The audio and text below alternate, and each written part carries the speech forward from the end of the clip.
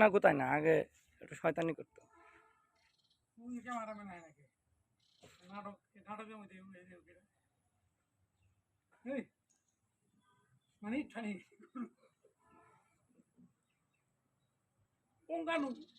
স্বাদ তো, মাথাটা কিন্তু সুন্দর ভাই।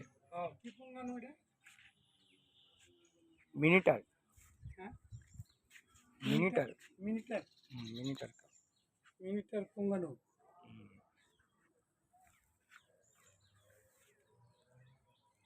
কয় কেজি হইব ভাই? 20 কেজি হইব? বেশ